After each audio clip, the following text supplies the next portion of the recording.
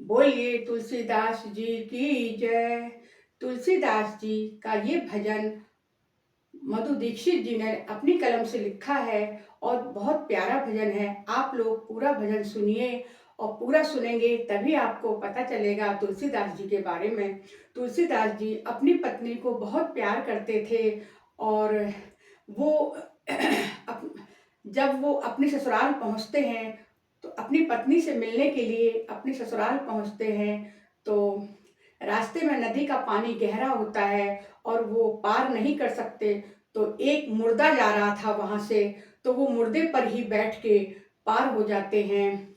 और जब पत्नी के पास वहां पहुंचते हैं तो दरवाजा खटखटाते हैं, बुलाते हैं, इधर उधर पड़ोसियों से पूछते हैं तो कोई नहीं मिलता दिखता है। तो वो एक नाग लटक रहा था, वो उसको रस्सी समझकर ही उसकी पूंछ पकड़कर ऊपर चढ़ जाते हैं। तो पत्नी उनकी क्या कहती है सुनिएगा। पत्नी कहती है, अरे ये हाड़ मांस का शरीर है, इससे आप इतना स्नेह करते हैं। अगर आप राम का भजन गाएं, राम का नाम लें तो आप भव से पार हो जाएंगे। सुनिएगा ये भजन।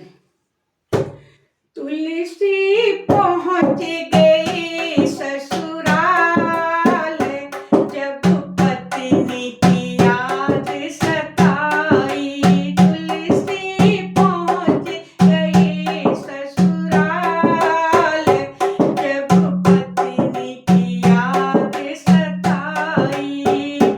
जब पत्नी की याद सताई, जब विरह की अग्नि जलाई।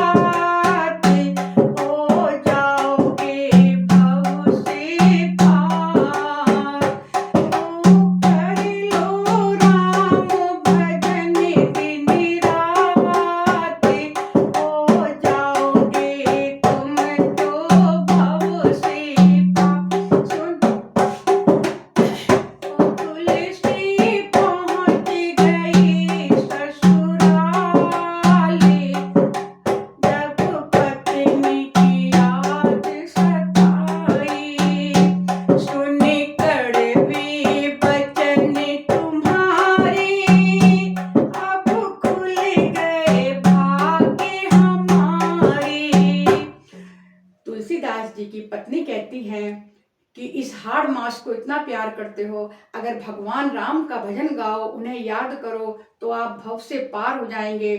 तो तुलसीदास जी अपनी पत्नी के कड़वे वचन सुनकर उन्हें उनके भाग्य खुल गए। वो कहने लगे कि तुम्हारे कड़वे वचन से मेरे भाग खुल गए, मैं भगवान का नाम लूंगा। इसीलिए उनका तुलसी से तुलसीदास नाम पड़ गया।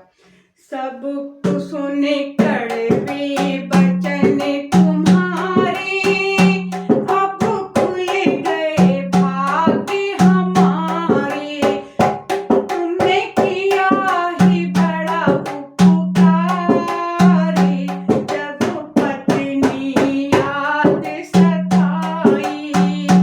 तुमने किया ही बड़ा उपकार, जब पत्नी की याद सताई।